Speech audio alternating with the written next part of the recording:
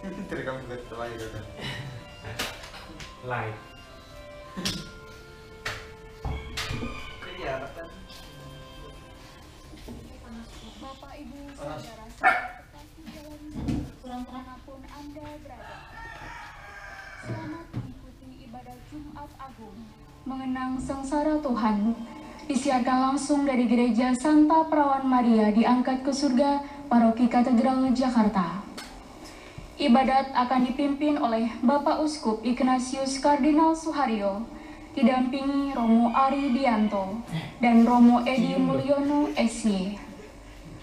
Saudara, marilah kita mengikuti ibadat Jumat Agung dengan hikmat.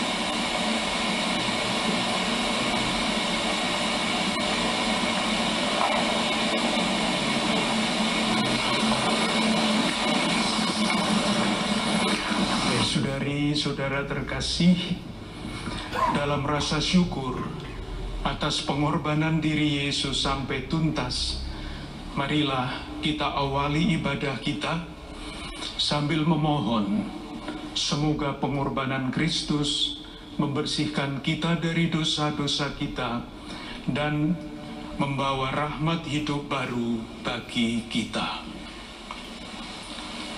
Marilah berdoa. Allah Bapa yang Maha Pengasih dan Penyayang, dosa telah membawa kami kepada kekelaman maut, tetapi berkat sengsara Putra-Mu, kami Kau bebaskan dari kekelaman itu. Curahkanlah rahmat-Mu, dan lahirkanlah kami kembali sebagai manusia baru, agar menjadi serupa dengan Kristus.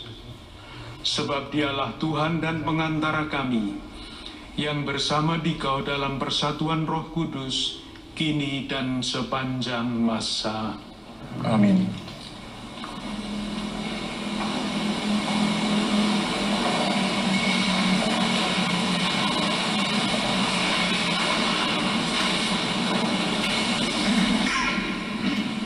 Bacaan pertama, pembacaan dari Kitab Yesaya. Beginilah firman Tuhan, sesungguhnya hamba-Ku akan berhasil, ia akan ditinggikan, disanjung dan dimuliakan. Seperti banyak orang tertegun melihat dia, rupanya begitu buruk, tidak seperti manusia lagi, dan tampaknya tidak seperti anak manusia lagi. Demikianlah ia akan membuat tercengang banyak bangsa, dan raja-raja akan mengatupkan mulutnya melihat dia. Sebab apa yang tidak diceritakan kepada mereka akan mereka lihat, dan yang tidak mereka dengar akan mereka pahami. Maka mereka berkata, siapakah yang percaya kepada berita yang kami dengar? Kepada siapakah tangan kekuasaan Tuhan dinyatakan? Sebagai taruk hamba Yahweh tumbuh di hadapan Tuhan, dan sebagai tunas ia muncul dari tanah kering. Ia dihina dan dihindari orang, seorang penuh kesengsaraan dan biasa menderita kesakitan. Ia sangat dihina, sehingga orang menutup mukanya terhadap dia, dan bagi kita pun tidak masuk hitungan. Ia tidak tampan, dan semarak pun tidak ada padanya, sehingga kita tidak tertarik untuk memandang dia, dan rupanya pun tidak menarik, sehingga kita tidak terangsang untuk menginginkannya. Tetapi sesungguhnya penyakit kitalah yang ditanggungnya, dan kesengsaraan kitalah yang dipikulnya. Padahal kita mengira dia kena tulah, dipukul, dan ditindas Allah. Sesungguhnya dia tertikam oleh karena pemberontakan kita, dia diremukkan oleh karena kejahatan kita. Derita yang mendatangkan keselamatan bagi kita ditimpakan kepadanya, dan oleh bilur-bilurnya kita menjadi sembuh. Kita sekalian sesat seperti domba, masing-masing mengambil jalan sendiri. Tetapi Tuhan menimpakan kepadanya kejahatan kita sekalian. Dia dianiaya, tetapi dia membiarkan diri ditindas, dan tidak membuka mulutnya seperti anak domba yang dibawa ke pembantaian.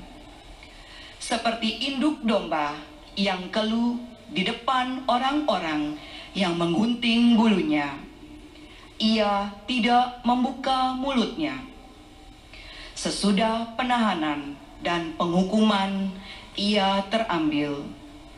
Dan tentang nasibnya, siapa yang memikirkannya? Sungguh, ia terputus dari negeri orang-orang hidup, dan karena pemberontakan umatku, ia kena tulah. Orang menempatkan kuburnya di antara orang-orang fasik, dan waktu mati ia ada di antara penjahat-penjahat, sekalipun ia tidak berbuat kekerasan dan tipu tidak ada di dalam mulutnya. Tetapi Tuhan berkehendak meremukkan dia dengan kesakitan, dan apabila ia menyerahkan dirinya sebagai kurban silih, ia akan melihat keturunannya, umurnya akan lanjut, dan kehendak Tuhan akan terlaksana karena dia. Sesudah kesusahan jiwanya, ia akan melihat terang dan menjadi puas. Sebab Tuhan berfirman, "Hambaku itu sebagai orang yang benar akan membenarkan orang oleh hikmatnya, dan kejahatan mereka dia pikul. Sebab itu aku akan membagikan kepadanya orang-orang besar sebagai rampasan, dan ia akan memperoleh orang-orang kuat sebagai jarahan. Ini semua sebagai ganti, karena ia telah menyerahkan nyawanya ke dalam maut, dan karena ia terhitung di antara para pemberontak, sekalipun ia menanggung dosa banyak orang, dan berdoa untuk pemberontak-pemberontak." Demikianlah sabda Tuhan. Syukur kepada Allah. Ya Bapa, ke dalam tangan-Mu kupercayakan jiwaku. Ya Bapa, ke dalam tangan-Mu kupercayakan jiwaku. Padamu ya Tuhan aku berlindung, jangan sekali-kali aku mendapat malu. Luputkanlah aku oleh karena keadilan-Mu, ke dalam tangan-Mu kuserahkan nyawaku. Sudilah membebaskan daku ya Tuhan, Allah yang setia. Ya Bapa, ke dalam tangan-Mu kupercayakan jiwaku. Buatlah wajah-Mu bercahaya atas hamba-hamba-Mu. Selamatkanlah aku oleh kasih setia-Mu. Kuatkanlah dan teguhkanlah hati-Mu, hai semua orang yang berharap kepada Tuhan. Ya Bapa, ke dalam tangan-Mu kupercayakan jiwaku. Bacaan kedua. Pembacaan dari surat kepada umat Ibrani. Saudara-saudara, kita sekarang mempunyai Imam Agung yang telah melintasi semua langit, yaitu Yesus Anak Allah. Maka baiklah kita teguh berpegang pada pengakuan iman kita.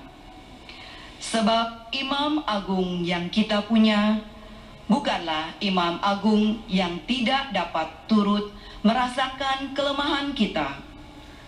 Sebaliknya, ia sama dengan kita. Ia telah dicobai, hanya saja tidak berbuat dosa. Sebab itu, marilah kita menghampiri tahta kerahiman Allah dengan penuh keberanian, supaya kita menerima rahmat dan menemukan kasih karunia untuk mendapat pertolongan pada waktunya. Dalam hidupnya sebagai manusia, Yesus telah mempersembahkan doa dan permohonan dengan ratap tangis dan keluh kepada Dia, yang sanggup menyelamatkannya dari maut. Dan karena kesalehannya, ia telah didengarkan. Akan tetapi, sekalipun anak, ia telah belajar menjadi taat. Ini ternyata dari apa yang telah dideritanya. Dan sesudah mencapai kesempurnaan, ia menjadi pokok keselamatan abadi bagi semua orang yang taat kepadanya. Demikianlah sabda Tuhan. Syukur kepada Allah.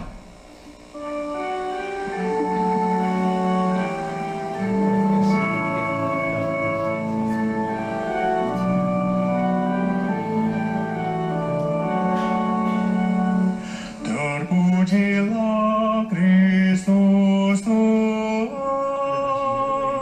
Sang Raja kemuliaan kekal.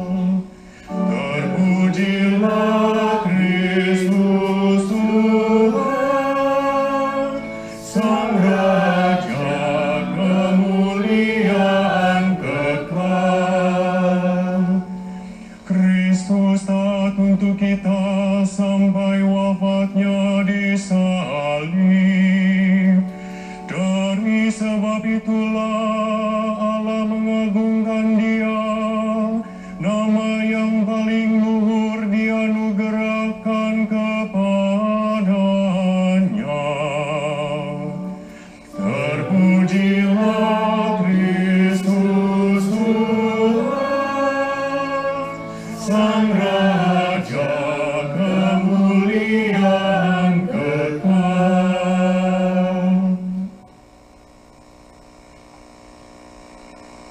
Inilah kisah sengsara Tuhan kita Yesus Kristus menurut Yohanes.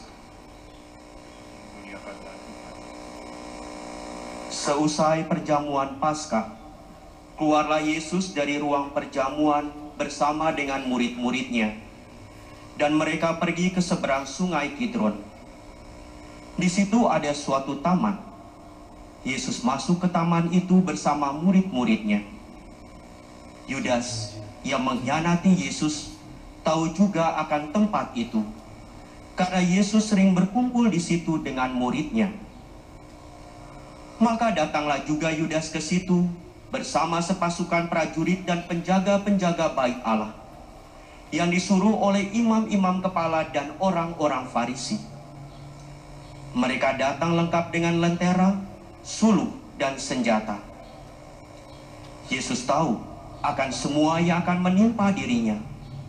Maka ia maju ke depan dan berkata kepada mereka, Siapakah yang kamu cari? Jawab mereka, Yesus dari Nazaret. kata Yesus kepada mereka, Akulah dia. Yudas yang mengkhianati Yesus berdiri juga di situ bersama-sama mereka. Ketika Yesus berkata kepada mereka, Akulah dia, mundurlah mereka dan jatuh ke tanah. Maka Yesus bertanya lagi, Siapakah yang kamu cari? jawab mereka. Yesus dari Jawab Yesus, Telah kukatakan kepadamu, akulah dia. Jika aku yang kamu cari, biarkanlah mereka ini pergi. demikianlah terjadi supaya genaplah firman yang telah dikatakannya. Dari mereka yang kau serahkan kepadaku, tidak seorang pun yang kubiarkan hilang. Lalu Simon Petrus yang membawa pedang menghunus pedang itu dan meletakkannya kepada hamba imam agung dan memutuskan telinga kanannya. Nama hamba itu Malkus. Kata Yesus kepada Petrus, Sarungkanlah pedangmu itu. Bukankah aku harus minum dari cawan yang diberikan Bapa kepadaku? Maka para prajurit serta perwiranya dan penjaga-penjaga yang disuruh orang Yahudi itu menangkap Yesus dan membelenggu dia. Lalu mereka membawa Yesus mula-mula kepada Hanas, karena Hanas adalah mertua Kayafas yang pada tahun itu menjadi imam agung. Dan Kayafaslah yang telah menasehatkan kepada orang-orang Yahudi, adalah lebih berguna jika satu orang mati untuk seluruh bangsa. Simon Petrus dan seorang murid yang lain mengikuti Yesus. Murid itu mengenal imam agung, dan ia masuk ke halaman istana imam agung itu. Tetapi Petrus tinggal di luar dekat pintu. Maka murid lain tadi yang mengenal imam agung kembali keluar, bercakap-cakap dengan perempuan penjaga pintu, lalu membawa Petrus masuk. Maka kata perempuan penjaga pintu itu kepada Petrus, Bukankah engkau juga murid orang itu? jawab Petrus, Bukan. Sementara itu, hamba-hamba dan para penjaga bait Allah telah memasang api arang, sebab hawanya dingin waktu itu. Dan mereka berdiri berdiam di situ. Petrus pun berdiri berdiam bersama-sama dengan mereka. Maka mulailah imam agung menanyai Yesus tentang para murid dan tentang ajarannya. Jawab Yesus kepadanya, Aku berbicara terus terang kepada dunia. Aku selalu mengajar di rumah-rumah ibadat dan di bait Allah, tempat semua orang Yahudi berkumpul. Aku tidak pernah berbicara sembunyi-sembunyi. Mengapa engkau menanyai aku? Tanyailah mereka yang telah mendengar apa yang kukatakan kepada mereka. Sungguh, mereka tahu apa yang telah kukatakan. Ketika Yesus berkata demikian, seorang penjaga yang berdiri di situ menampar muka Yesus sambil berkata, Begitukah jawabmu kepada imam agung?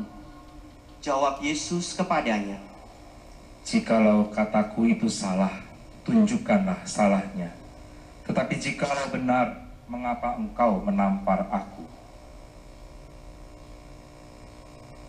Lalu Hanas mengirim Yesus terbelenggu kepada Kayafas imam agung. Simon Petrus masih berdiri berdiam. Kata orang-orang itu kepadanya, Bukankah engkau juga seorang murid Yesus? Petrus menyangkalnya, katanya, "Bukan." Salah seorang hamba imam agung, keluarga dari hamba yang telinganya dipotong Petrus, berkata kepadanya, Bukankah engkau kulihat di taman itu bersama dengan Yesus? Maka Petrus menyangka lagi, dan ketika itu berkokoklah ayam.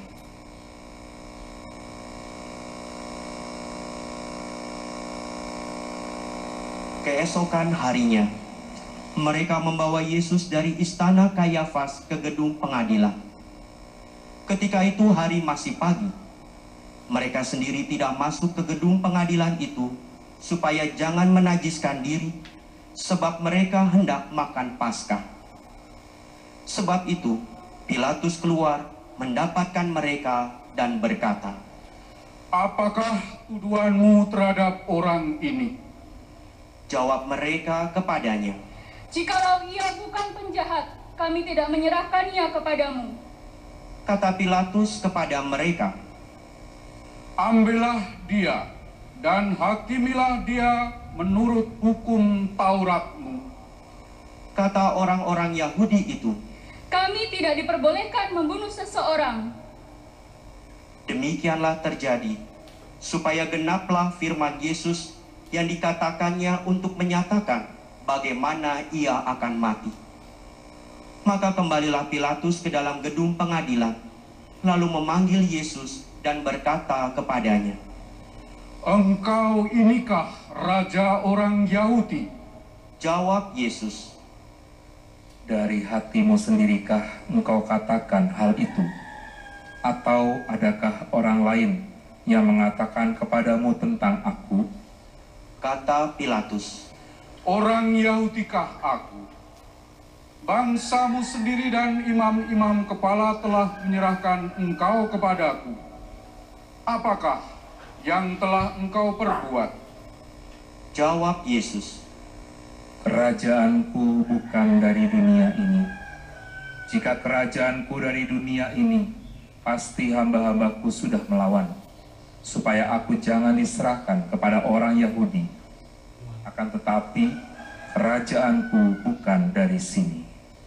Maka kata Pilatus kepadanya, "Jadi engkau adalah raja?" Jawab Yesus, Seperti yang kau katakan, aku adalah raja. Untuk itu aku lahir, dan untuk itulah aku datang ke dunia ini, yakni untuk memberi kesaksian tentang kebenaran. Setiap orang yang berasal dari kebenaran mendengarkan suaraku. kata Pilatus kepadanya. "Apakah kebenaran itu?" Sesudah mengatakan demikian, Pilatus keluar lagi mendapatkan orang-orang Yahudi dan berkata kepada mereka, "Aku tidak mendapati kesalahan apapun padanya, tetapi padamu ada kebiasaan bahwa pada hari raya Paskah aku membebaskan seorang bagimu.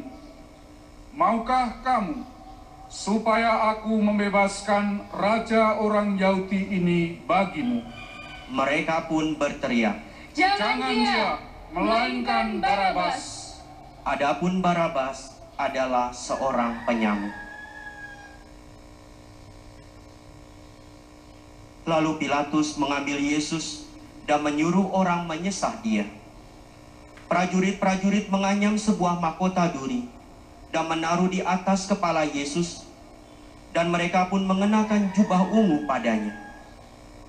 Dan sambil maju ke depan, mereka berkata, Salam, hai Raja orang Yahudi. Lalu mereka menampar wajah Yesus. Pilatus keluar lagi dan berkata kepada orang-orang Yahudi, "Lihatlah, aku membawa dia keluar kepada kamu, supaya kamu tahu bahwa aku tidak mendapati kesalahan apapun padanya." Lalu Yesus keluar, bermahkota duri dan berjubah ungu. Maka kata Pilatus kepada mereka, "Lihatlah manusia ini." Ketika imam-imam kepala dan penjaga-penjaga itu melihat Yesus, berteriaklah mereka, "Salibkan dia! Salibkan dia!" Kata Pilatus kepada mereka, "Ambil saja sendiri dan salibkanlah dia, sebab aku tidak mendapati kesalahan apapun padanya." Jawab orang-orang Yahudi itu kepadanya, Kami mempunyai hukum, dan menurut hukum itu ia harus mati, sebab ia menganggap dirinya sebagai anak Allah. Ketika Pilatus mendengar perkataan itu, bertambah takutlah ia. Lalu ia masuk ke dalam gedung pengadilan dan berkata kepada Yesus, "Dari manakah asalmu?" Tetapi Yesus tidak memberi jawab kepadanya. Maka kata Pilatus, "Tidakkah engkau mau berbicara dengan aku? Tidakkah engkau tahu bahwa aku berkuasa membebaskan engkau dan berkuasa juga untuk menyalibkan engkau?" Yesus pun menjawab, Engkau tidak mempunyai kuasa apapun terhadap aku, jikalau kuasa itu tidak diberikan dari atas. Sebab itu, Dia yang menyerahkan aku kepadamu lebih besar dosanya. Sejak itu, Pilatus berusaha untuk membebaskan Yesus, tetapi orang-orang Yahudi berteriak, Jikalau engkau membebaskan dia, engkau bukanlah sahabat Kaisar. Setiap orang yang menganggap dirinya raja melawan Kaisar.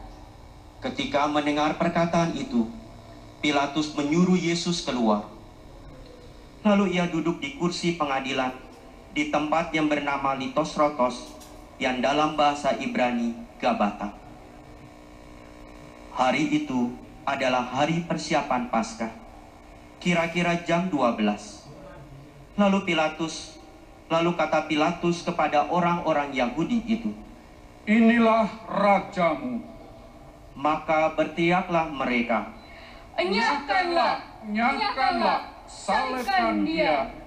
Kata Pilatus kepada mereka, "Haruskah aku menyalibkan rajamu?" Jawab imam-imam kepala, Kami tidak mempunyai raja selain Kaisar. Akhirnya Pilatus menyerahkan Yesus kepada mereka untuk disalibkan. Mereka menerima Yesus. Sambil memikul salibnya, Yesus dibawa keluar kota ke tempat yang bernama Tengkorak, yang dalam bahasa Ibrani Golgota.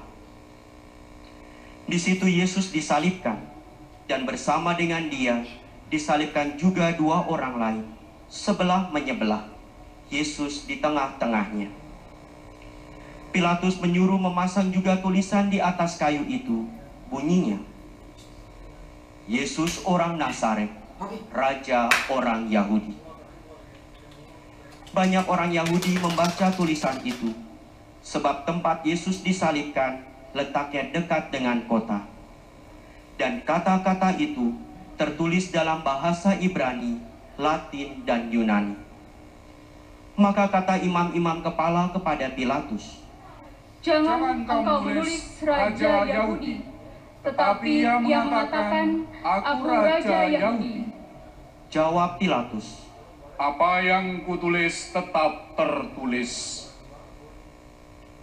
Setelah prajurit-prajurit menyalibkan Yesus, mereka mengambil pakaian Yesus, lalu membaginya menjadi 4 bagian. Masing-masing prajurit 1 bagian.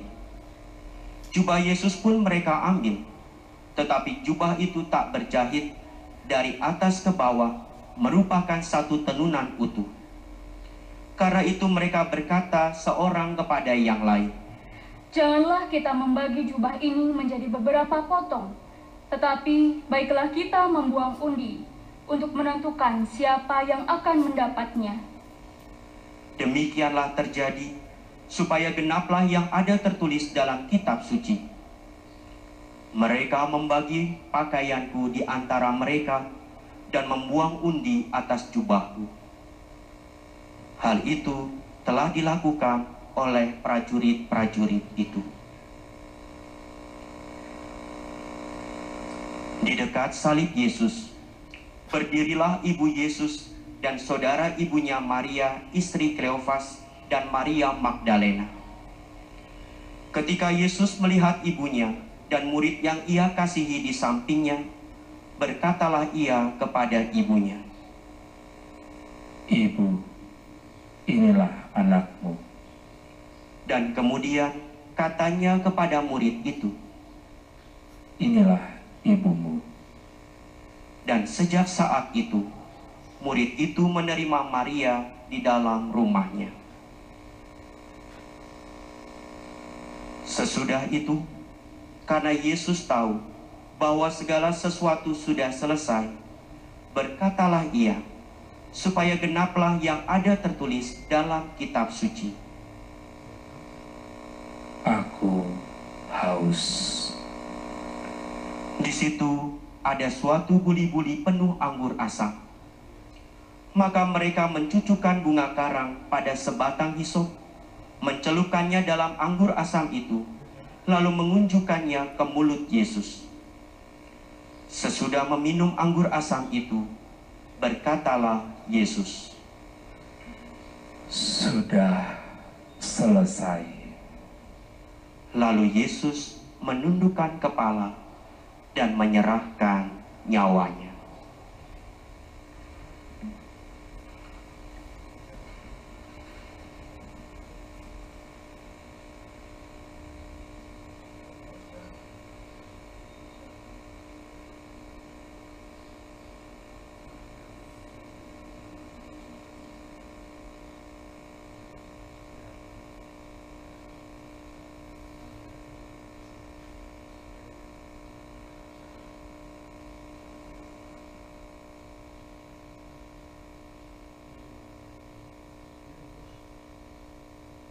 Karena hari itu adalah hari persiapan Paskah.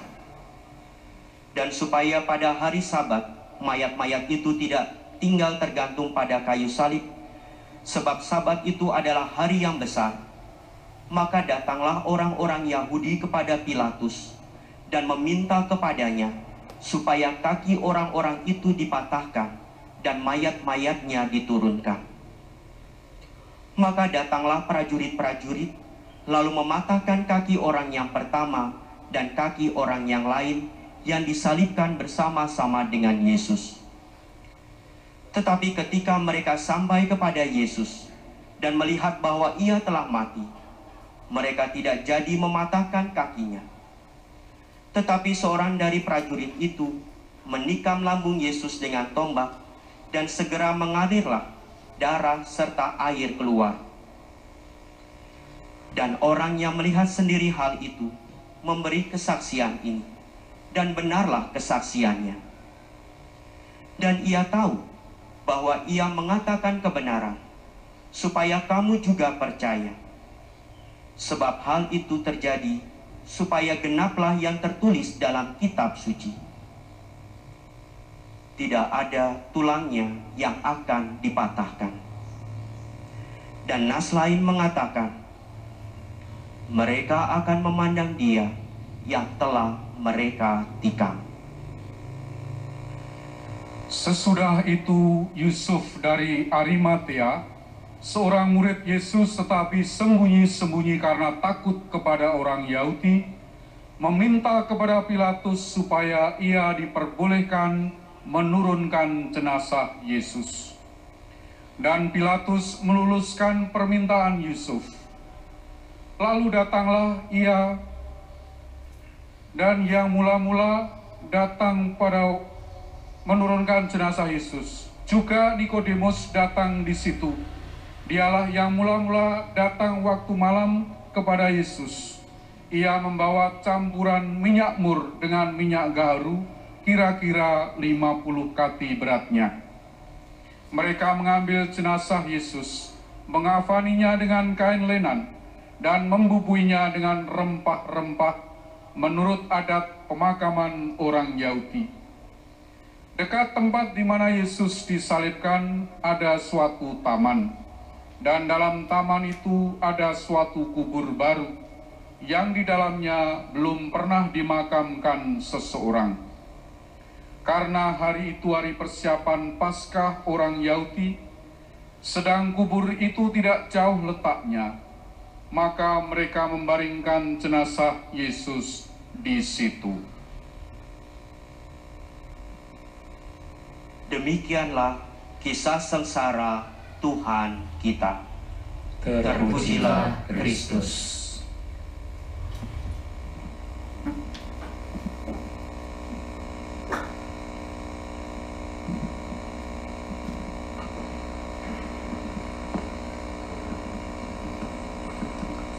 Saudari-saudara terkasih, kisah panjang yang baru saja kita dengarkan diawali dengan pengantar, inilah kisah sengsara Tuhan kita Yesus Kristus. Kalau kita teliti menyimaknya, sebetulnya yang kita dengarkan bukan pertama-tama kisah sengsara, tetapi kisah keagungan kasih Tuhan. Oleh karena itu hari ini tidak disebut Jumat Sengsara, tetapi Jumat Agung. Di dalam kisah tadi tidak ada peristiwa yang diceritakan Yesus ditangkap seperti seorang pesakitan. Yang diceritakan adalah Yesus menyerahkan diri. Ketika dihina, ditampar, dia diam. Seolah-olah bertanya kepada kita, siapa yang lebih bermartabat? Yang melakukan kekerasan atau yang diperlakukan tidak adil? Dan lagi ketika ia wafat, ia berkata, sudah selesai. Apa yang selesai? Yang selesai adalah tugas perutusannya menyatakan bahwa Allah adalah kasih. Kita lalu ingat akan kata-kata Yesus, makananku adalah melakukan kehendak Dia yang mengutus aku dan menyelesaikan pekerjaannya. Atau sabda lain, ketika Yesus berkata, tiada kasih yang lebih besar daripada kasih seorang yang memberikan nyawanya untuk sahabat-sahabatnya. Sambil berharap untuk menerima buah-buah penebusan secara melimpah, marilah kita haturkan doa-doa kita.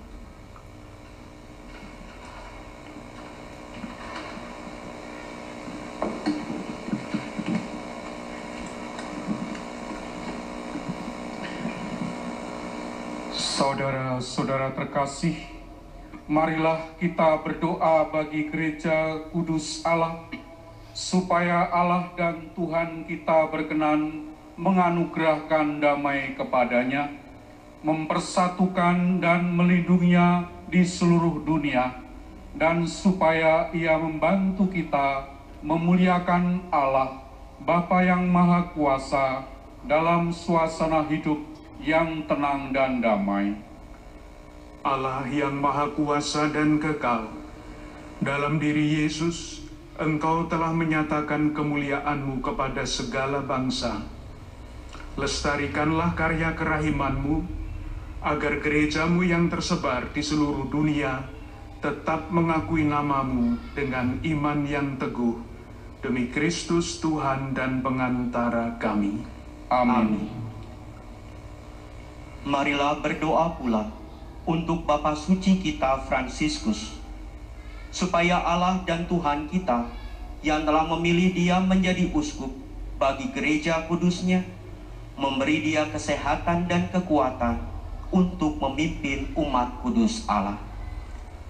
Allah yang Maha Kuasa dan kekal, segala sesuatu terjadi atas penyelenggaraan-Mu. Sudilah mendengarkan doa-doa kami, dan dengan kasih sayang-Mu, lindungilah Imam Agung yang telah Engkau pilih bagi kami. Semoga umat Kristiani yang Kau percayakan kepada penggembalaannya berkembang dalam iman dengan pengantaraan Kristus Tuhan kami. Amin.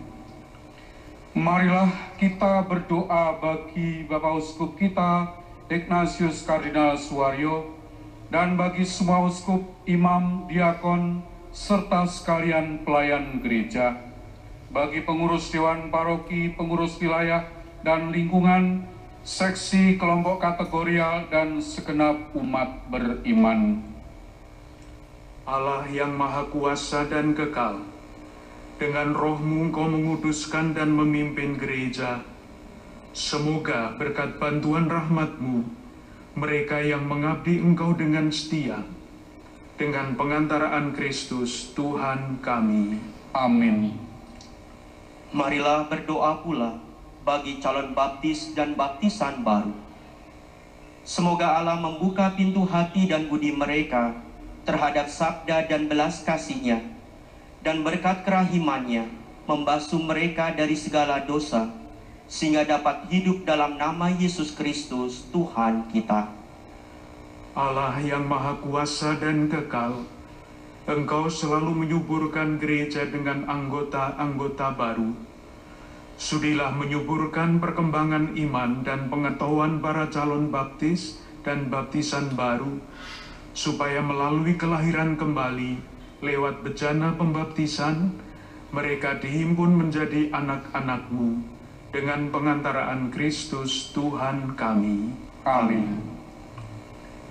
Marilah kita berdoa pula untuk semua pemimpin negara, supaya Allah dan Tuhan kita menerangi hati dan budi mereka, sehingga mereka mampu memperjuangkan kepentingan rakyat, menegakkan kebenaran, perdamaian, dan keadilan demi kesejahteraan bagi seluruh umat manusia seturut kehendak-Nya. Allah yang Maha Kuasa dan Kekal, sudilah mendampingi para pemimpin negara, supaya berkat bantuan-Mu di seluruh dunia terjaminlah kesejahteraan bangsa-bangsa, kepastian kedamaian, dan kebebasan beragama dengan pengantaraan Kristus Tuhan kami. Amin.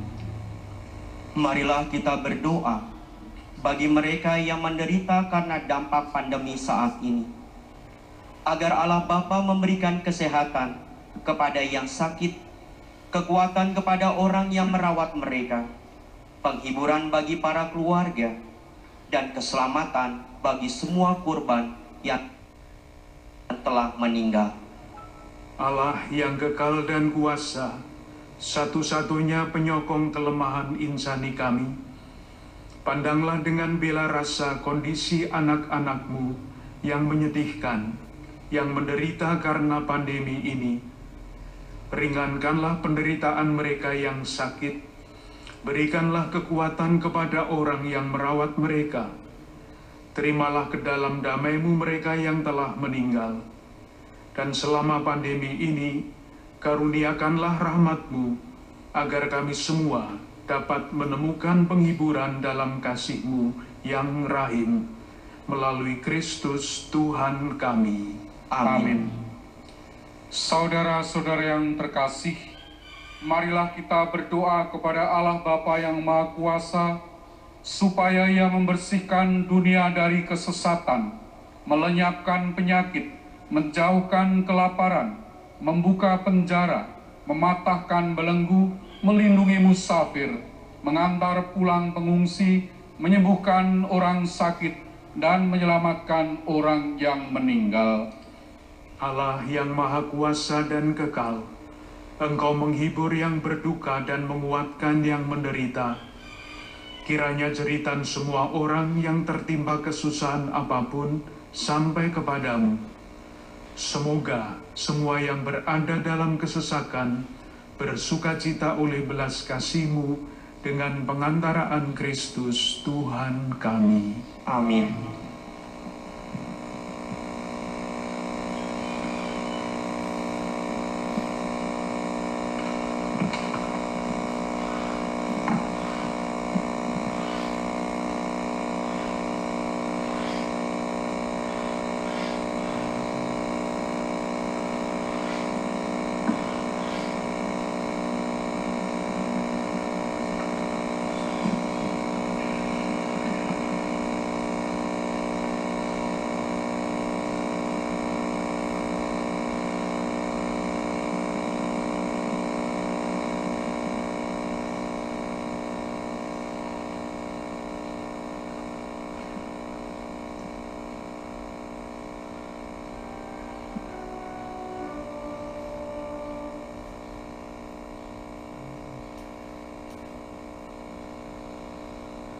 Lihatlah kayu salib, di sini tergantung Kristus, penyelamat dunia.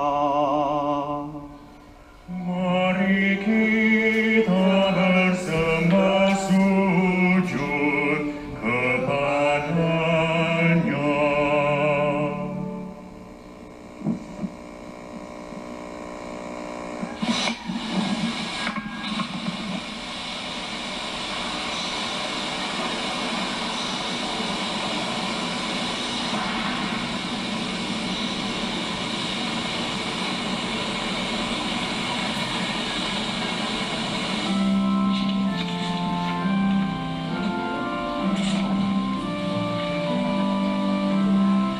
Sembah bakti di hadapan salib Kristus. Kami menyembah Dikau ya Kristus dan bersyukur kepadamu, sebab dengan salib sucimu Engkau menebus dunia. Tuhan Yesus Kristus penebus kami, oleh salib sucimu kami Kau selamatkan. Maka salibmu kami puji dan kami hormati, sebab keselamatan kami Kau berikan lewat salib. Demikian besar cintamu kepada kami. Tolonglah kami agar dapat mewujudkan cinta bakti kepadamu dan menjadi saksi belas kasih-Mu kepada sesama kami. Teristimewa dengan semakin mewujudkan keadilan sosial untuk kesejahteraan bersama. Semoga kami selalu ingat akan salib suci-Mu, sumber keselamatan, perlindungan, dan pengharapan kami.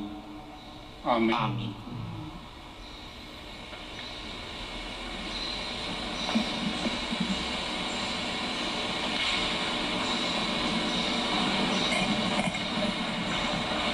Atas petunjuk penyelamat kita dan menurut ajaran ilahi, maka beranilah kita berdoa. Bapa kami yang ada di surga, dimuliakanlah nama-Mu, datanglah kerajaan-Mu, jadilah kehendak-Mu di atas bumi seperti di dalam surga. Berilah kami rezeki pada hari ini, dan ampunilah kesalahan kami, seperti kami pun mengampuni yang bersalah kepada kami. Dan janganlah masukkan kami ke dalam percobaan, tetapi bebaskanlah kami dari yang jahat. Ya Bapa, bebaskanlah kami dari segala yang jahat, dan berilah kami damai-Mu. Kasihanilah dan bantulah kami, supaya selalu bersih dari noda dosa, dan terhindar dari segala gangguan, sehingga kami dapat hidup dengan tenteram, sambil mengharapkan kedatangan penyelamat kami, Yesus Kristus. Sebab Engkau Raja yang mulia dan berkuasa untuk selama-lamanya. Ya Tuhan Yesus Kristus, semoga tubuh-Mu yang akan kusambut melindungi dan menyehatkan jiwa ragaku. Inilah anak domba Allah yang menghapus dosa-dosa dunia. Berbahagialah kita semua yang diundang ke perjamuan Tuhan. Ya Tuhan, saya tidak pantas Tuhan datang kepada saya, tetapi bersabdalah saja, maka saya akan sembuh. Semoga tubuh Kristus melindungi kita sampai ke hidup yang kekal. Amin.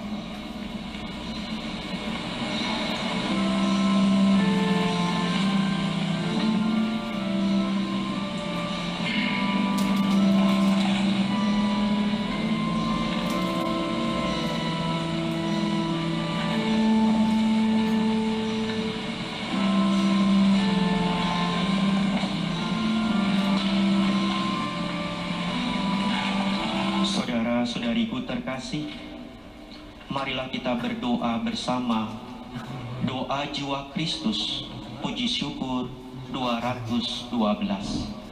212.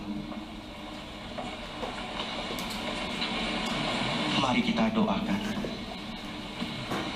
jiwa Kristus, Kuduskanlah kami, tubuh Kristus, selamatkanlah kami, darah Kristus, sucikanlah kami, air lambung Kristus, basuhlah kami, sengsara Kristus, kuatkanlah kami, Yesus yang murah hati, luluskanlah doa kami, dalam luka-luka-Mu, sembunyikanlah kami, jangan kami dipisahkan daripada-Mu Tuhan, terhadap seteru yang curang, lindungilah kami, di waktu ajar, terimalah kami, supaya bersama para kudus kami memuji Engkau untuk selama-lamanya. Amin. Amin.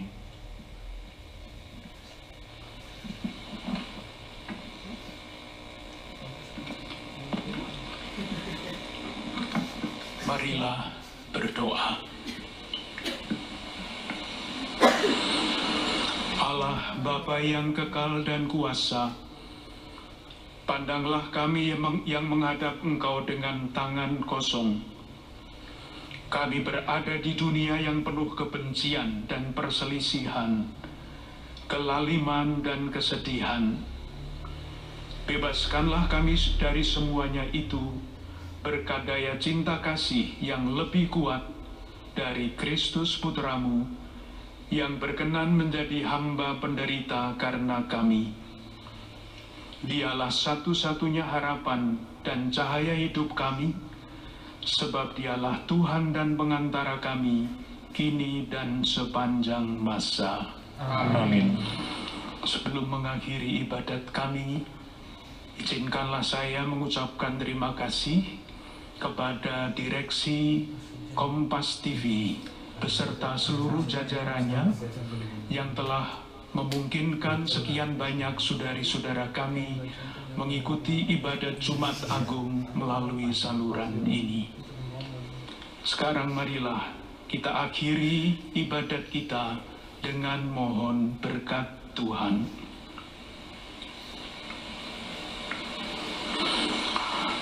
Allah Bapa sumber segala rahmat dan penghiburan, turunkanlah berkat berlimpah ke atas umat-Mu ini yang telah mengenangkan wafat Putra-Mu sambil mengharapkan kebangkitannya. Berikanlah pengampunan, anugerahkanlah penghiburan, kesehatan, dan tumbuhkanlah iman yang kudus. Berikanlah jaminan penebusan yang kekal dengan pengantaraan Kristus Tuhan kami. Amin. Dengan demikian ibadat Jumat Agung sudah selesai. Syukur kepada Allah.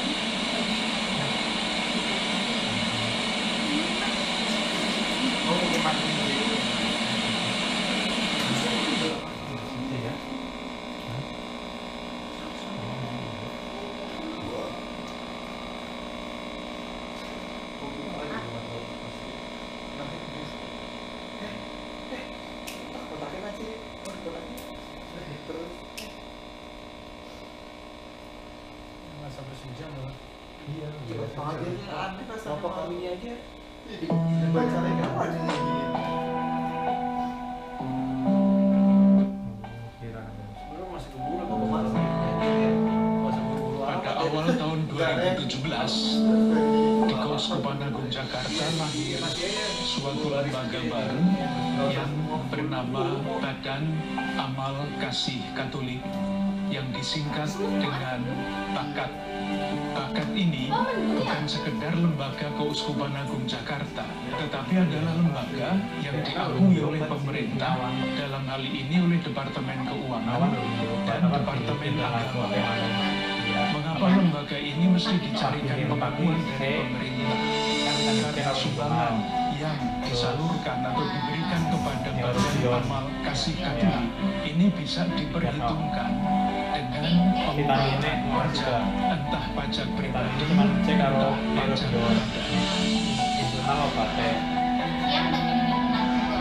Para penumpang bisa secara insidental transfer melalui rekening kami di Indonesia dan mandiri.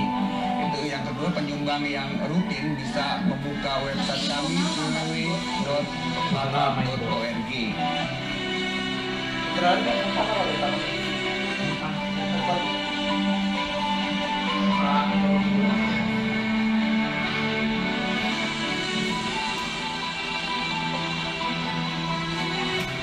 Umat Anda yang terkasih, sekarang Anda tidak sulit lagi menyumbang uang Anda, kekayaan Anda untuk sesama kita yang menderita.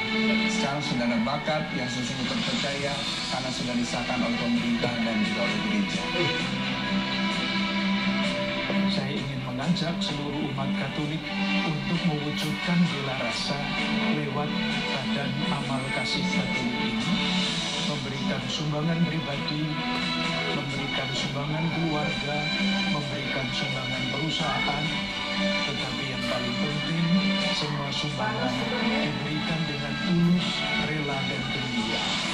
Semakin beriman, semakin bersaudara, semakin berbela rasa, mendapat wujudnya yang sungguh-sungguh dan ditanggapi dengan sungguh-sungguh lewat lembaga yang kita namakan Badan Amal Kasih Katolik.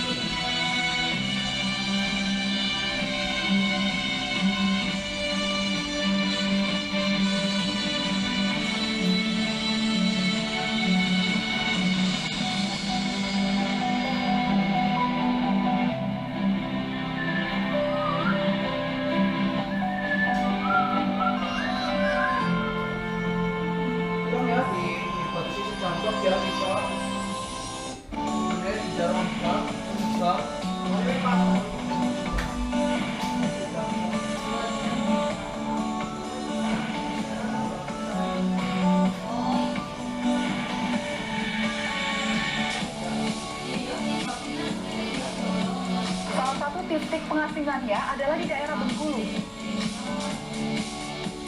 Dan pihak kepolisian itu harus tetap bertahan, tidak boleh menyerang.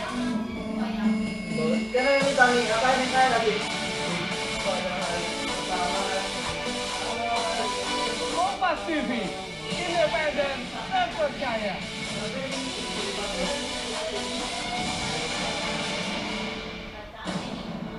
Sesaat lagi, Anda akan menyaksikan Kompas Petang, didukung oleh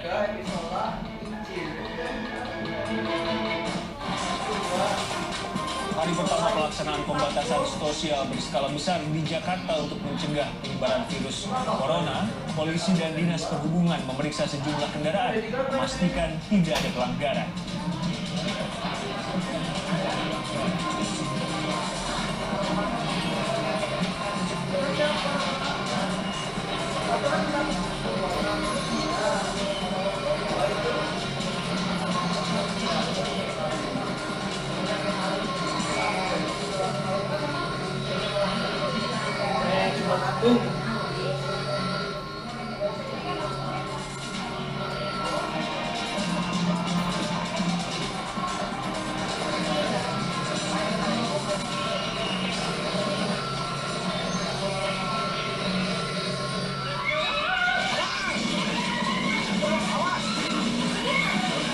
Sorry.